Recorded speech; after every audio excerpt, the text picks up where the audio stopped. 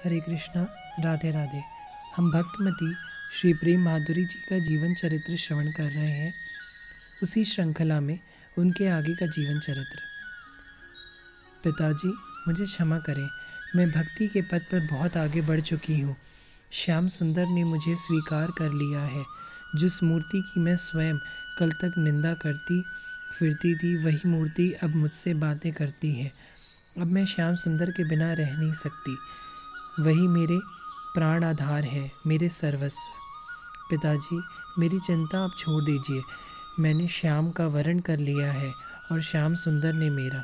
मैं जा रही हूँ श्रीधाम वृंदावन। अब मेरी ससुराल वहीं है।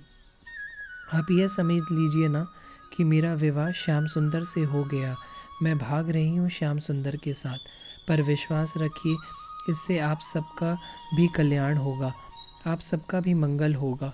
आपको पता है, आपकी यह लाडली बेटी ज़िद्दी है, अपनी ज़िद पूरी करती ही है। मैं जा रही हूँ श्रीधाम वृंदावन। आपको लोगों को मेरे द्वारा कष्ट पहुँचेगा तो मैं क्षमा प्रार्थी हूँ। आपकी बेटी माधुरी। पत्र पढ़ा नारायण महेश्वरी ने, वह चिल्लाए। मैं माधुरी को कारागार में अब डलवा कर ही मानूंगा। पर उसका अपराध क्या है? माता ने पक्ष लिया अपनी बेटी का तो डॉक्टर नारायण और क्रोधित हो उठे। मेरे संस्कार, मेरी शिक्षा क्या यही थी? जो राजमहल चले गए उस समय जयपुर के राजा माधव सिंह थे, जो ऐसे प्रेम प्रसंगों में कठिन दंड देते थे। डॉक्टर नारायण राज परिवार के निकट थे, इसलिए इनकी सुनी जाती थी। मंत्री नारायण महेश्वरी के दामाद ही थे। नानकराम वो भगवान के परम भक्त थे।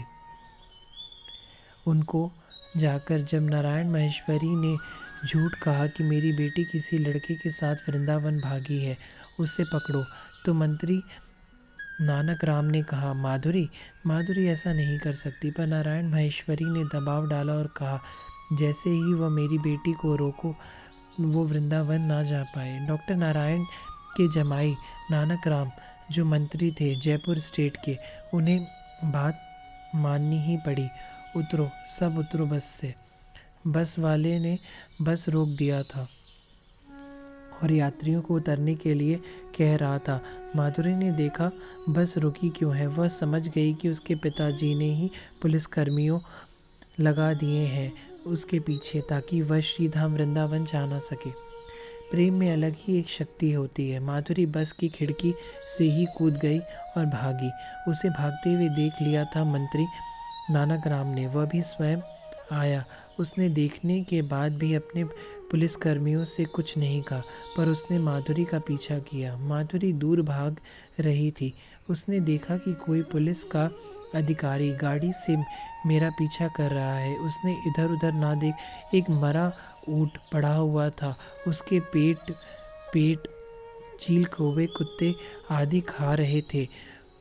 उसका खोल ही बचा था।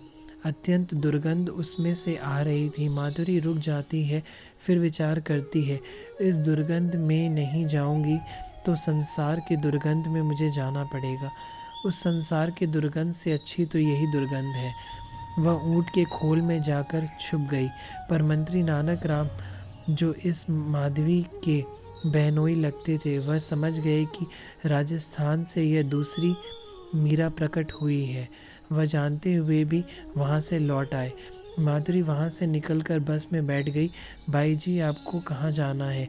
भरतपुर। माधुरी ने भरतपुर कहा ताकि लोगों को वृंदावन नाम सुनकर उस पर शक ना हो, क्योंकि पुलिसकर्मी बार बार पूछ रहे थे, वृंदावन जाने वाले यात्री कोई है क्या? माधुरी अब निश्चिंत है।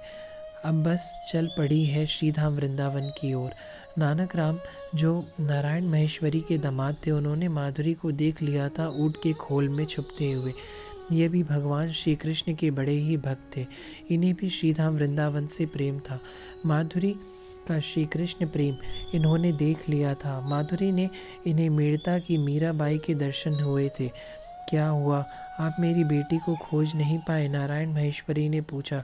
खोजना क्या है, श्री वृंदावन चले जाइए, आपकी माधुरी वहीं मिलेगी। बड़े प्रसन्नचित्त नारायण महेश्वरी के जमाई बोल रहे थे।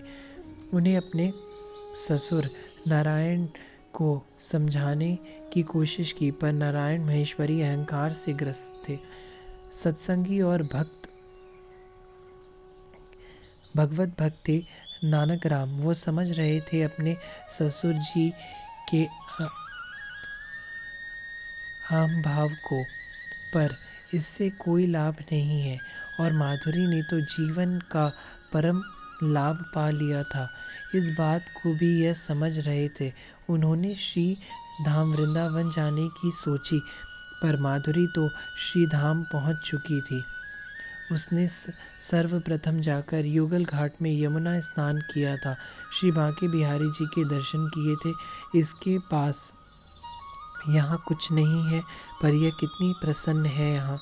माधुरी यहाँ हर समय चहकती है, माधुरी यहाँ खिलखिलाती है, नाचती है, गाती है, यहाँ के वृक्षों से बतियाती है, लताओं को छूती है, रज को अपने माथे से लगाती है।